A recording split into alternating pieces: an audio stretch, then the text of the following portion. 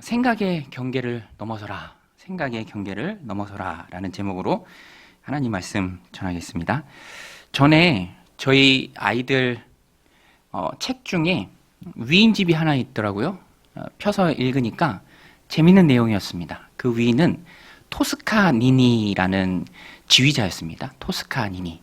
그런데 원래 이 토스카니니가 오케스트라의 첼로 연주자예요. 첼리스트였습니다. 그런데 이분이 그런 위인전에도 실린 이유가 있겠죠? 위인전에 왜 실렸냐면 뭐 타고난 재능이 뛰어나고 그래서 위인전에 실린 훌륭한 사람이 아니라 자기가 가지고 있는 약점을 잘 극복하고 더 크게 쓰임 받도록 준비한 사람이었더라고요. 이분이 약점이 있었는데 눈이 안 보였어요. 눈이 지독히 안 보여서 앞에 악보도 안 보이는 거예요. 그러니까 이분이 첼로를 연주하려면 악보를 다 미리 외워야 되는 겁니다. 그런데 오케스트라니까 자기 악보만 외울 수가 없죠.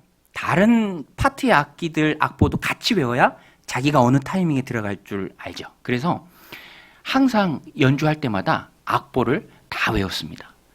그런데 어느 날은 이 브라질에서 오페라 아이다를 공연하는데 오페라단하고 관계가 안 좋았던 지휘자가, 이 오케스트라 지휘자가 잠적을 한 거예요. 공연이 있는 아침에. 그러니까 공연 당일날이니까 대체 지휘자를 찾기도 어려운 거죠. 공연을 취소하고 막 함부로 해야 되는 이런 설랑설레하는 시간 동에 단원 중에 유일하게 모든 악보를 완벽하게 암기하고 있는 사람이 있었습니다. 그 사람이 바로 토스카니니죠. 그러니까 이 토스카니니를 임시 지휘자로 세운 거예요. 준비된 사람들에게 기회가 오죠. 이 토스카니니는 그 오페라 아이다 2시간 45분이래요. 그런데 그 악보를 다 외우고 있으니까 정말 자기가 명확하게 해석해서 멋지게 지휘를 한 거죠. 일약 그 지휘 때문에 우리가 흔히 말하는 일약 스타덤에 오르고요. 또 그 이후에도 승승장구하는 인생을 살고 아이들 위인전에도 오르는 그런 삶을 살았습니다. 준비되면, 노력하면 어느 순간에는 쓰임 받을 수 있죠. 그런데 제가 보니까 하나님 나라에서 하나님의 백성을 쓰실 때도 토스카니니의 경우처럼 준비된 사람을 쓰세요. 여러분, 하나님은 준비된 사람을 쓰시는 줄로 믿습니다. 여러분, 하나님께 쓰임 받고 싶은 마음이 있으십니까? 제가 그걸 한번 여쭤보고 싶어요. 내가 하나님 앞에 쓰임 받고 싶은 마음이 있느냐 없느냐가 대단히 중요해요. 그래야 내가 준비하는 삶을 살 수 있다라는 거죠. 하나님은 항상 어떤 사람을 쓰시기에 앞서서 그 사람이 어느 만큼 준비되어져 있는지를 따지십니다. 왜냐하면 그래야 하나님이 주시는 사명을 완수할 수가 있어요. 준비가 먼저고요. 그 다음에 사명 완수가 자연스럽게 따라오는 것입니다.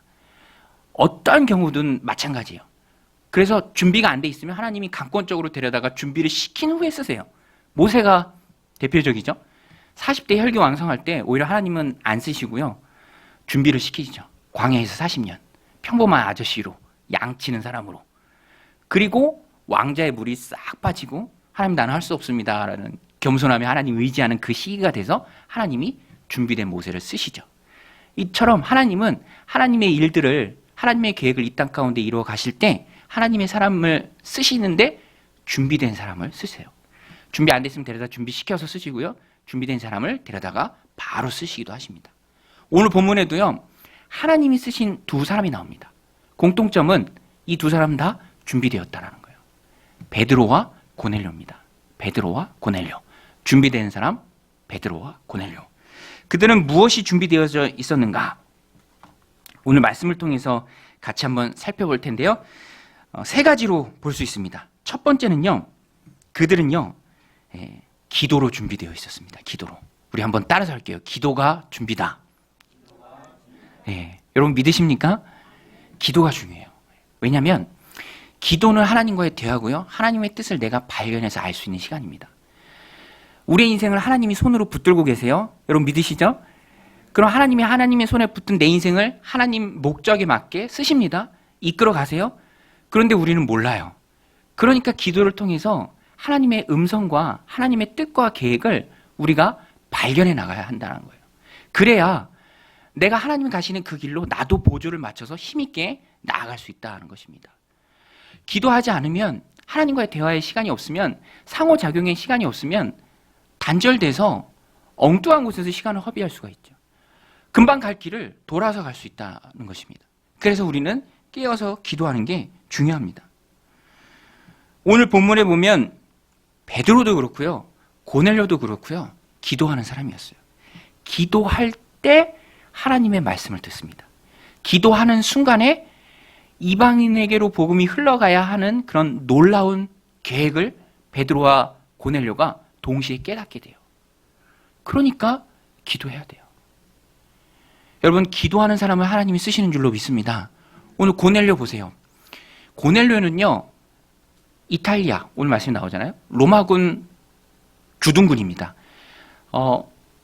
피정복지에서 주둔군은 환영받는 존재가 아니에요. 미움과 증오의 대상이죠.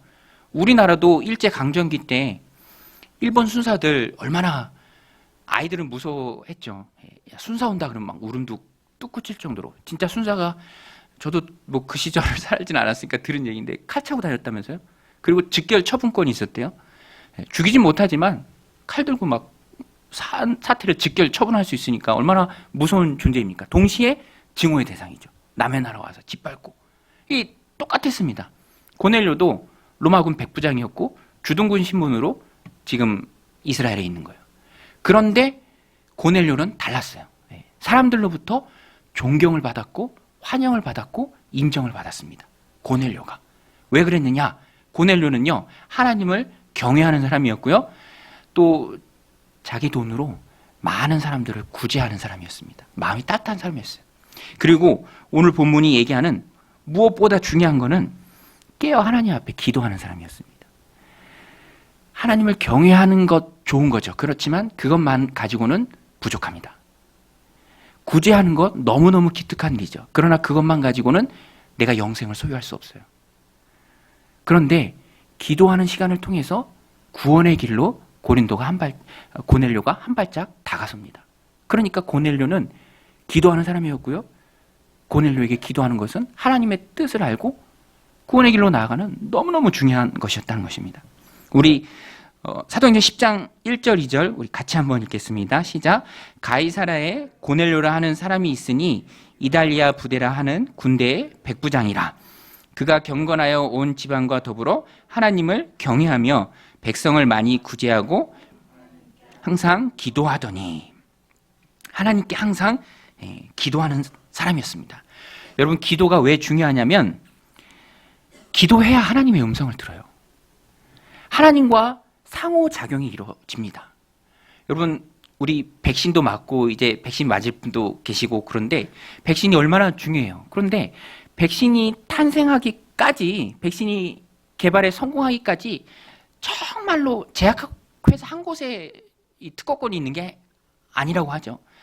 대학교도 얽혀있고 또 수많은 단체와 사람들이 연관되어 있습니다. 그들과 의논하면서 머리를 맞대면서 백신이 탄생한 거죠. 백신이 나온 거죠.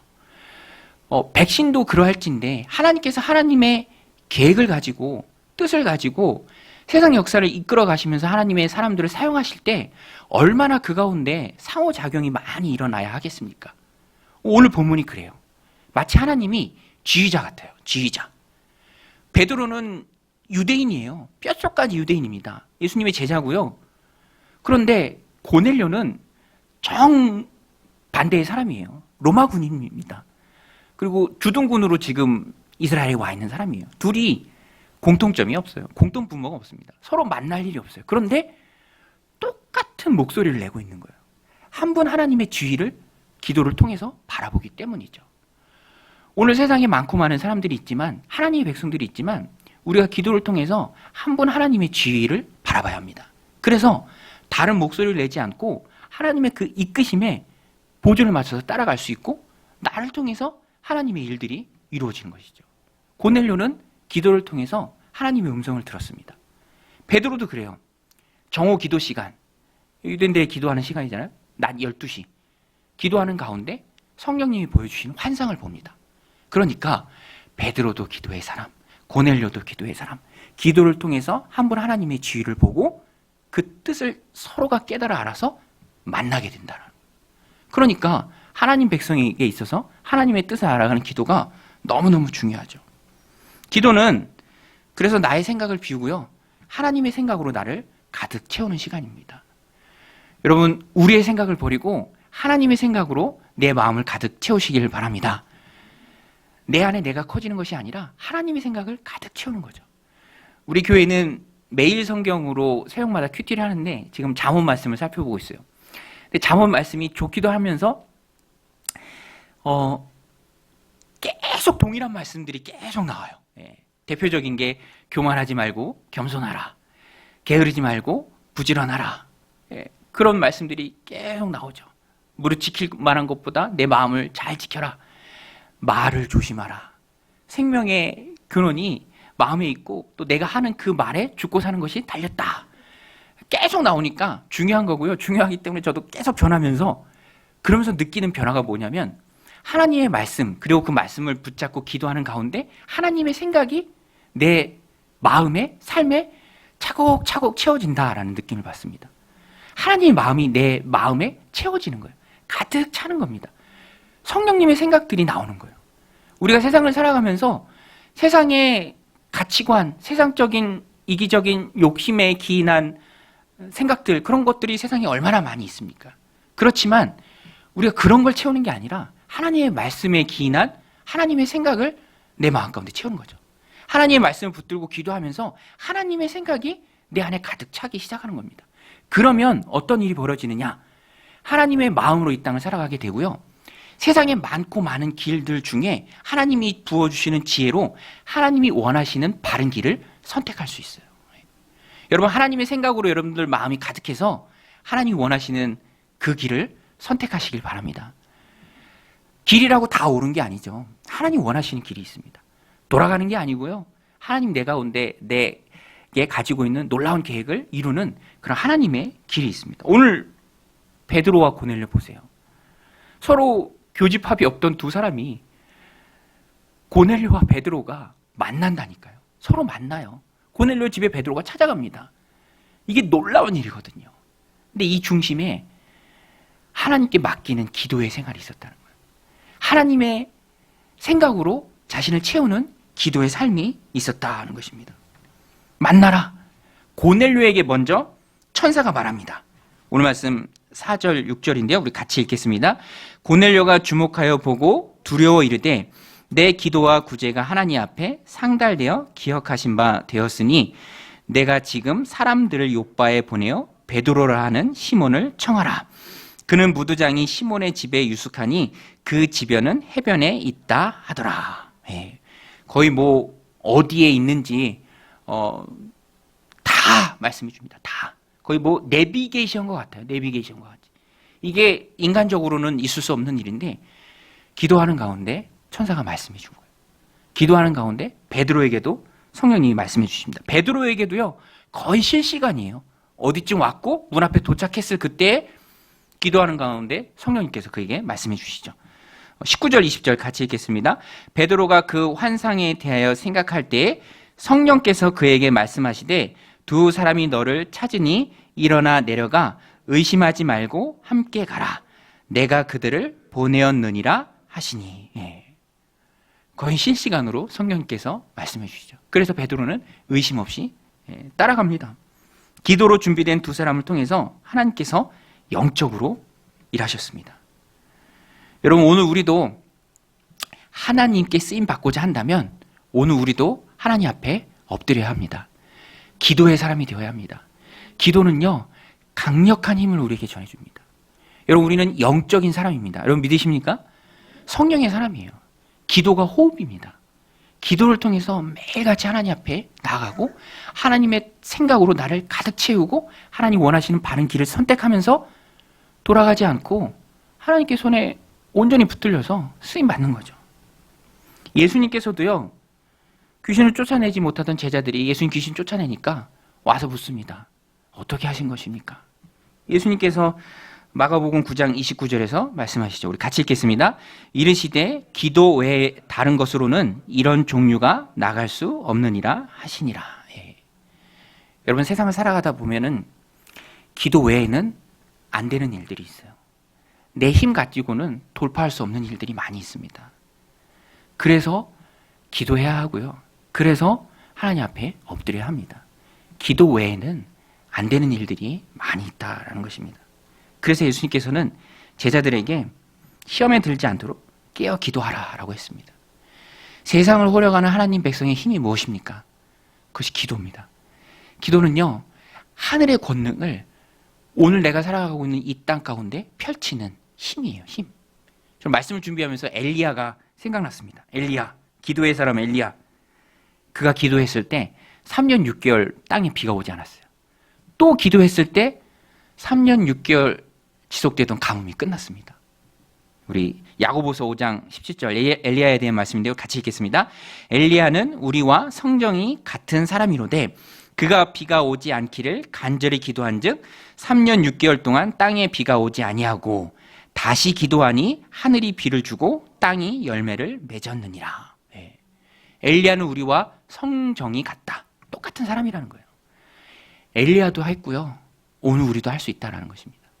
기도의 능력으로 하늘의 권능을 이 땅 가운데 끌어와서 그 힘을 가지고 오늘 우리가 이 땅을 살아갈 수 있는 것입니다. 성도의 삶에 영적 전쟁이 끊이지가 않습니다. 얼마나 많은지 몰라요. 우리는 주기적으로 기도해야 합니다. 기도해야 돼요. 한 영혼을 구원시켜서 하나님 앞에 세우기가 얼마나 힘이 듭니까? 마귀가 얼마나 발악을 하게요. 놓치려고 하겠습니까? 자기가 같이 지옥 데리고 갈 사람 빼앗아 가려고 하는데 영적인 싸움이죠. 기도 외에는 방법이 없다라는 거예요. 기도하니까 베드로와 요한이 하나님 앞에 쓰임받고 음성 듣고 돌아가지 않고 바로 만나서 유대인을 넘어서 이방인에게 복음의 물꼬가 터지는 그런 놀라운 일들이 있잖아요. 그러니까 우리는 최정상에서 기도해야 합니다. 기도하면 삶의 바른 가치관이 세워져요. 전 말씀 준비하면서 그 미국의 초대 대통령 워싱턴 대통령이 생각났어요. 워싱턴이 대통령직을 그렇게 잘 수행했대요. 2번 하고 나니까 사람들이 그렇게 매달리대요. 계속 해주세요. 죽을 때까지 대통령 종신직 해주세요. 근데 워싱턴이 기도의 사람이었습니다. 기도의 힘으로 그 유혹을 이런 자에 거절하죠. 단호히 거절합니다. 안 된다. 내가 여기서 여러 번 하면 나 이후로 많은 사람들도 여러 번 하려고 피비린내라는 정치 투쟁이 있을 것이다. 그리고 원칙을 세우고 딱 2번 하고 그만둡니다. 그러니까요, 그게 철칙이 돼버려요. 철칙이. 지금까지도 미국은 딱 2번까지만 선거하고 더 이상 못하잖아요. 원칙이 세워진 거죠. 이 기도의 힘입니다. 또 미국인들이 가장 좋아하는 대통령도 아브라함 링컨이죠. 별명이 있잖아요.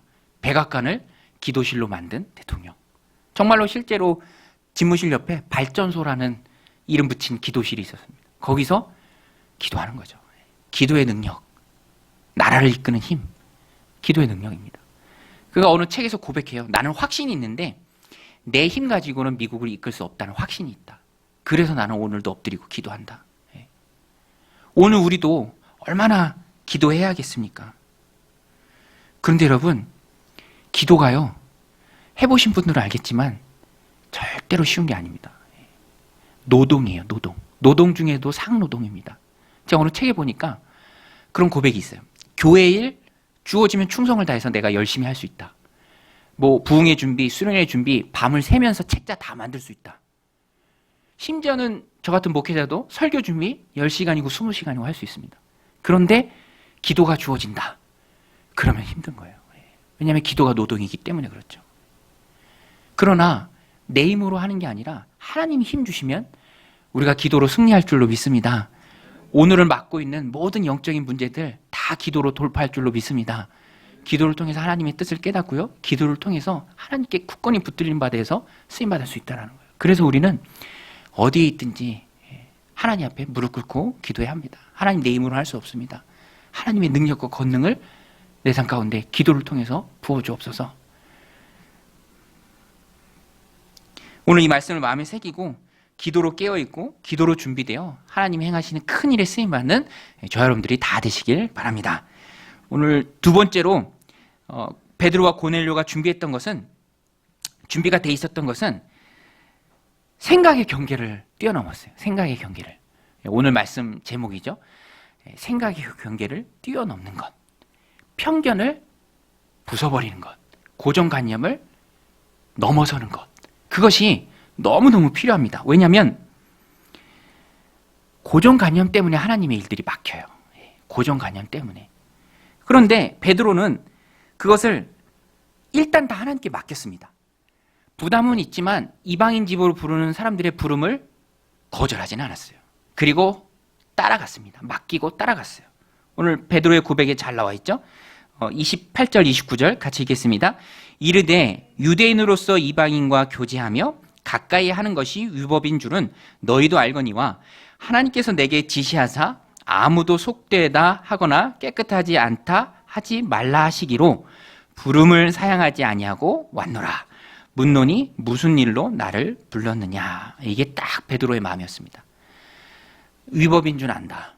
내 마음 가운데 부담도 있다. 하지만 하나님이 속되다, 깨끗하다 하신 것을 우리가 속되다 할 수 없기에 내가 부름을 사양하지 않고 왔다. 이 마음이 중요해요.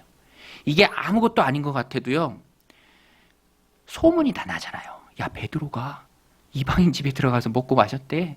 네. 굉장히 자신에게 커다란 부담입니다. 그럼에도 불구하고 베드로는 따라 나섰죠. 자기의 입장이 난처해질 거 고려하지 않고 하나님 말씀이 거기 있기 때문에 자기가 다 이해하지 못했지만 따라 나섭니다. 지난주에 말씀드렸잖아요. 성도는요, 알고 가는 사람이 아니라 믿고 가는 사람이에요. 믿고 맡기고 가는 사람입니다. 언제든지 사람은 신이 아니고요. 그가 가진 생각들은 수정되어야 합니다. 바뀔 수 있는 거예요. 헌법도 수정되는데 우리의 고정관념, 전통적인 생각 이런 것도 다 바뀌어야 합니다. 자기만 옳다고 주장하면 변화가 없어요. 여러분, 유대인들이 보세요. 메시아 대신 예수님을 왜 놓쳤습니까? 왜 메시아 대신 예수님을 십자가에 못 박을 수밖에 없었어요? 자신들의 고정관념. 메시아는 왕이다. 다윗의 영광을 재현할 뿐이다. 그 생각에만 사로잡혀 있으니까 예수님이 이 땅에서 그렇게 많은 기적을 행하셨음에도 불구하고 눈이 가려져서 결국에는 메시아를 알아보지 못하고 십자가에 못 박은 것이죠. 고정관념이요, 그렇게 무섭습니다. 예수님 말씀하셨어요. 새 술은 새 부대에 담아야 한다. 생각이 열려 있어야 된다는 거예요. 하나님 말씀하시면 이방인 아니라 이방인 할아버지 집에도 당당하게 들어갈 수 있어야 한다는 것입니다. 베드로가 그 일을 해냈죠.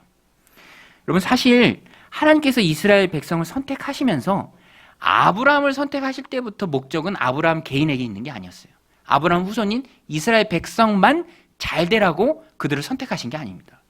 하나님께서 선택하신 근본적인 이유는 아브라함을 통해서 그 복이 모든 민족에게로 흘러가는 거예요. 이스라엘은요, 제사장 나라예요. 하나님 섬김의 축복이 그 안에만 머무는 게 아니라 먼저 이스라엘 안에 가득 채우고 그게 열방을 향해서 흘러나가는 것이 바로 하나님의 뜻이었습니다. 아브라함을 부를 때부터 하나님이 말씀을 하세요. 우리 창세기 10장 2절 3절 같이 읽겠습니다.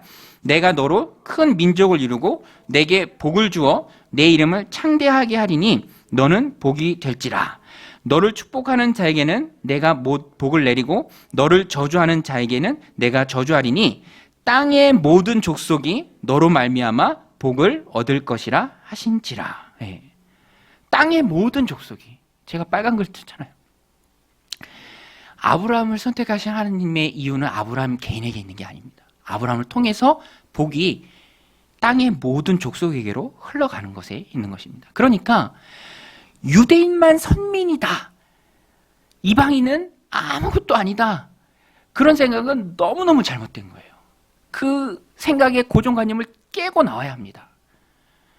짐승 잡아먹으라, 베드로에게 환상을 보여주셨잖아요. 아니요, 하나님, 나는 못 먹습니다. 내가 저런 거 잡아먹은 일이 없어요. 레위기 11장 율법에 의해서 나는 한 번도 하나님이 부정하다고 한 짐승을 잡아먹은 일이 없습니다. 나는 정결한 사람입니다.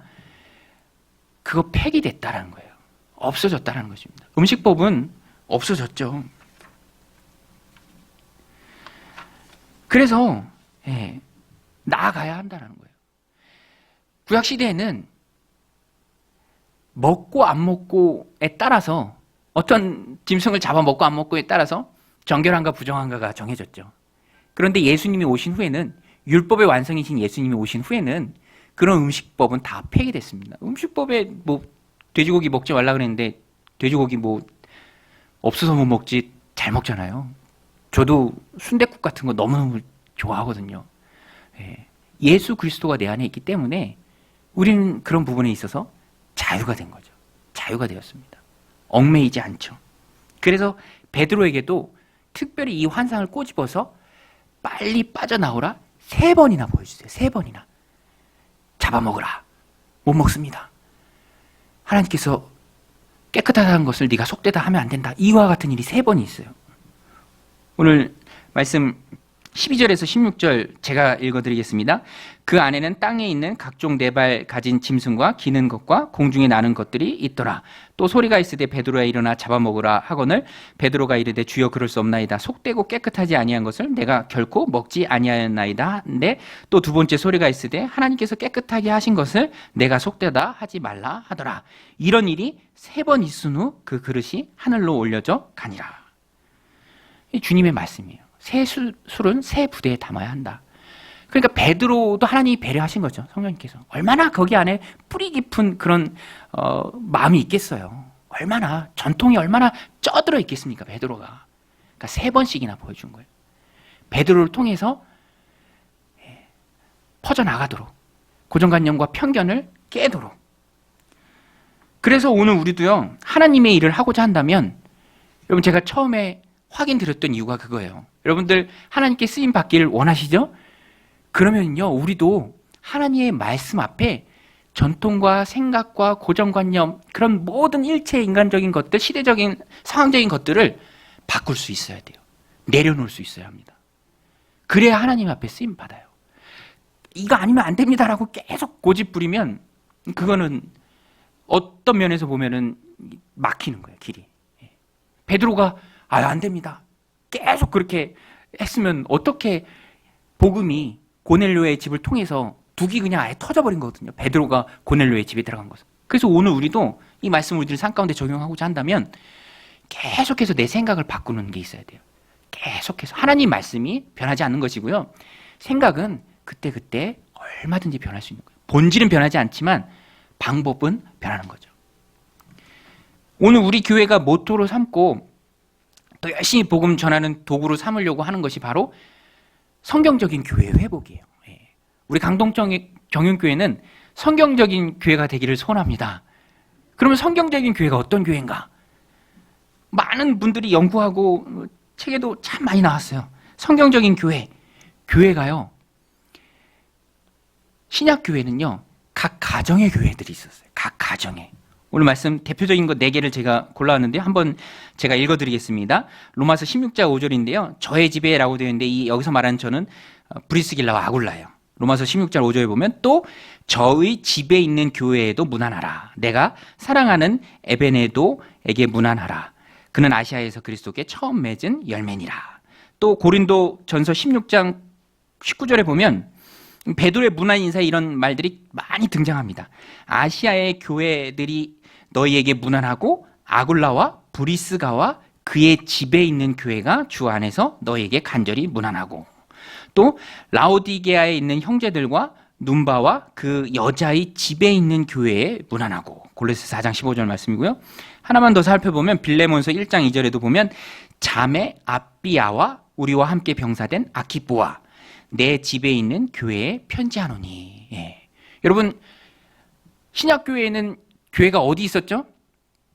교회가 어디 있었죠? 4군데나 살펴봤는데 교회가 어디 있습니까?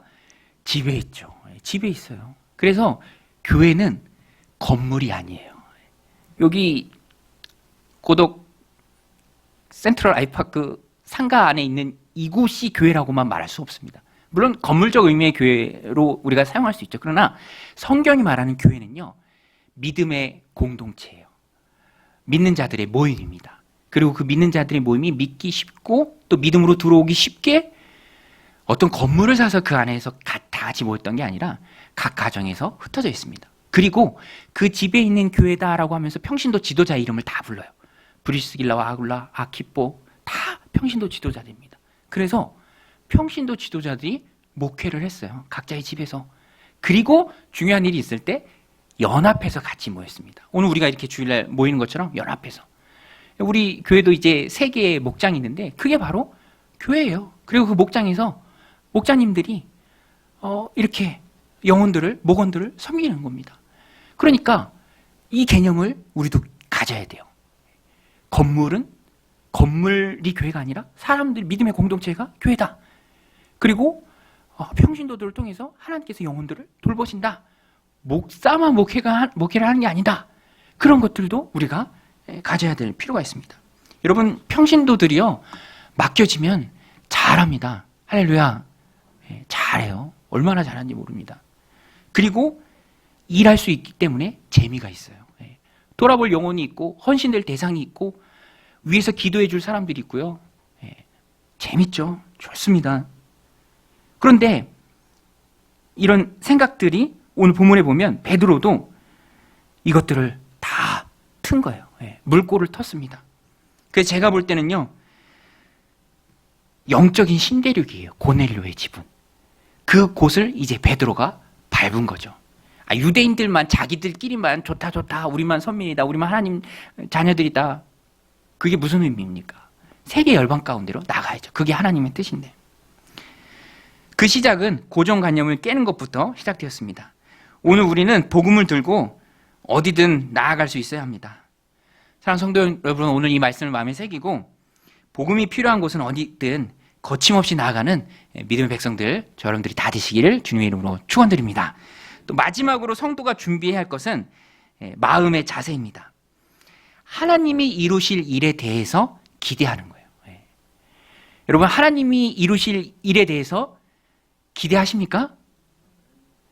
오늘 예배에 나오셨는데 오늘 예배를 통해서 하나님이 부어주실 은혜에 대해서 기대하십니까? 그 기대가 중요해요. 기대를 가지고 이 자리에 와서 앉아있는가, 그렇지 않고 앉아있는가, 결과에 있어서 엄청나게 차이가 있습니다. 오늘 말씀을 통해서 하나님, 내가 요새 겪고 있는 이 문제에 대한 답을 주실 것이다. 목사님 설교를 통해서 주실 것이다. 예배를 통해서 큰 은혜가 임할 것이다. 라는 기대와 확신이 너무너무 중요해요. 고넬료는요, 기대가 있었습니다. 베드로도 기대가 있었기 때문에, 하나님 행하실 일에 대한 기대가 있었기 때문에 거절하지 않고 온 거예요. 또 고넬료는요, 사람을 보내서 베드로가 오게 하고 베드로가 온다는 확답을 받지 않았지만 온다는 확신 가운데 하나님이 일하시니까 하나님이 놀랍게 일하실 것이다 라는 큰 기대감 가운데 자기가 아는 많은 친척들, 사람들 다 불러 모읍니다. 다 와서 앉으라고 해요.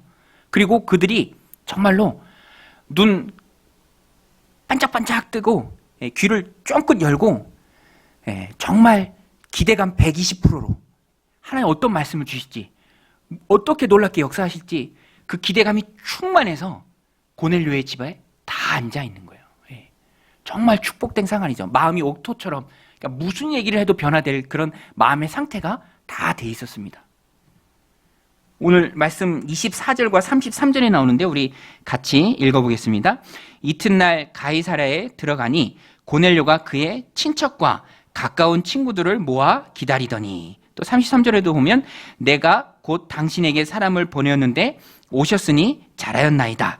이제 우리는 주께서 당신에게 명하신 모든 것을 듣고자 하여 다 하나님 앞에 있나이다. 할렐루야. 이런 마음 갖고 와서 앉아있는 사람들이 정말 보배죠. 기대감이 충만한 사람들. 역사가 안 이루어질 수가 없습니다. 평양 대부흥 운동도 그랬고요.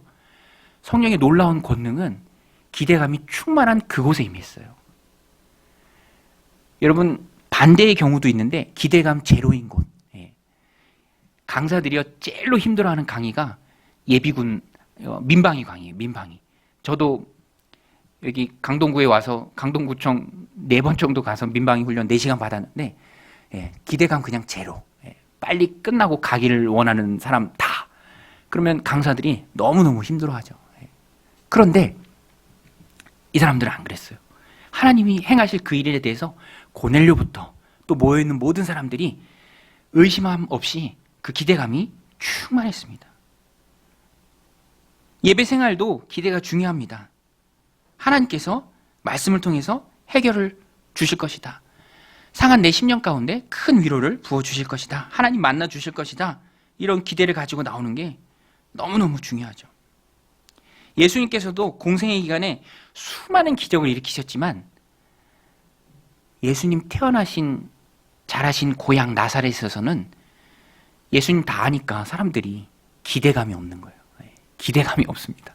아, 예수가 아니냐? 형제들이 다 우리와 같이 있느냐? 아버지가 요셉이고 어머니가 마리 아니냐? 목수 아니냐? 그러니까 기대를 안 해요. 그러니까 예수님도 거기서는 권능을 행하실 수가 없고 오히려 그들의 믿지 않음을 이상히 여기셨습니다. 그들의 손해죠. 큰 손해죠. 마가복음 6장 3절로 6절인데요. 우리 같이 읽겠습니다. 이 사람이 마리아의 아들 목수가 아니냐? 야고보와 요셉과 유다와 시몬의 형제가 아니냐? 그 누이들이 우리와 함께 여기 있지 아니하냐 하고 예수를 배척한지라. 예수께서 그들에게 이르시되 선지자가 자기 고향과 자기 친척과 자기 집 외에서는 존경을 받지 못함이 없느니라 하시며 거기서는 아무 권능도 행하실 수 없어 다만 소수의 병자에게 안수하여 고치실 뿐이었고 그들의 믿지 않음을 이상히 여기셨더라. 이에 모든 촌에 두루 다니시며 가르치시더라. 네.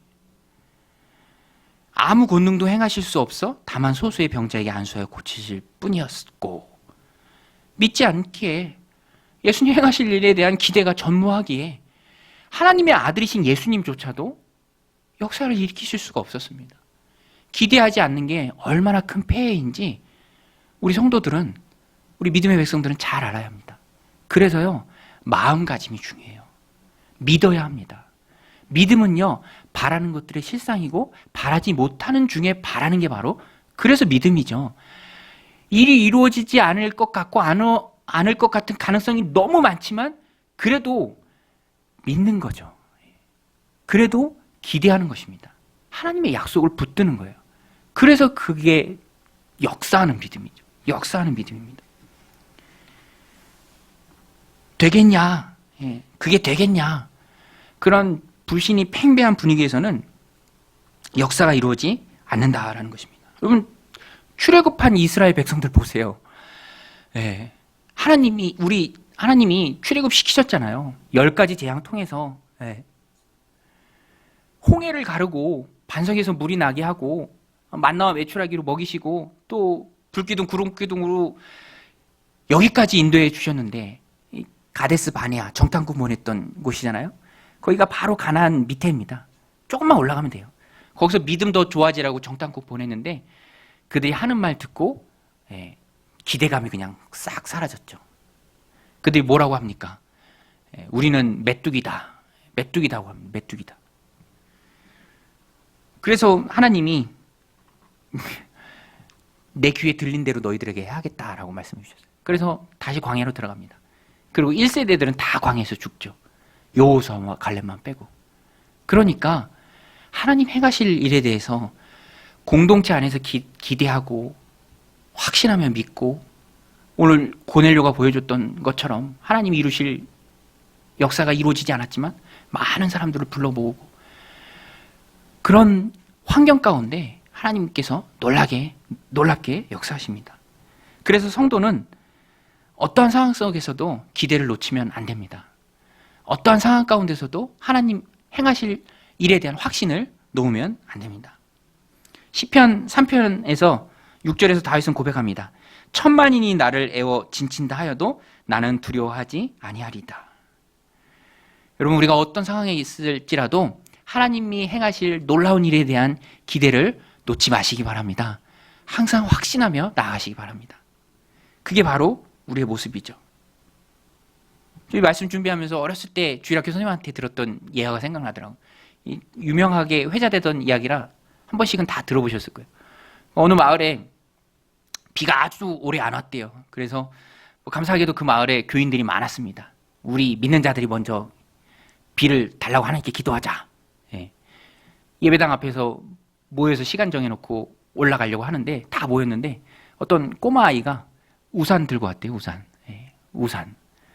야, 너는 해가 이렇게 쨍쨍한데 왜 우산을 들고 왔니? 당연한 듯이, 그죠? 우리 기도하러 가는데 하나님 바로 응답해 주시면 내려올 때 비 올 텐데 당연히 우산이 있어야지. 우산 안 들고 온 사람들이 더 이상하지 않나요? 그죠? 그겁니다.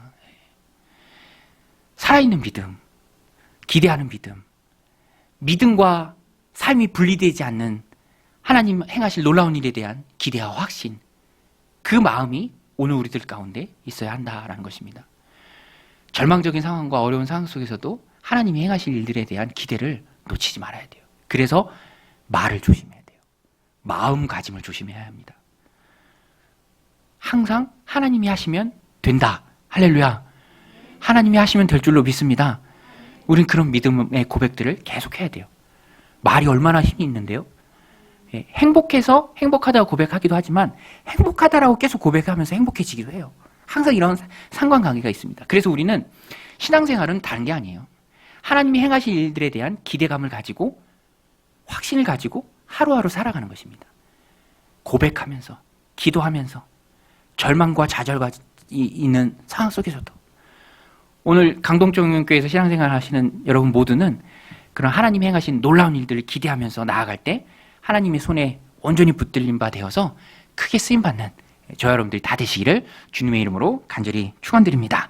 우리 함께 기도하실 때 하나님, 우리가 기도하길 원합니다. 우리가 하나님 앞에 부르짖길 원합니다.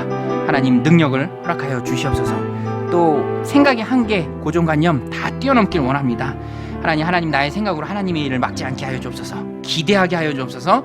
우리가 준비되어서 하나님 사용하실 때 크게 쓰임받는 우리 강동정육교회 우리가 다 되게 하여 주옵소서. 함께 기도하며 나가겠습니다. 하나님 아버지, 오늘도 저희들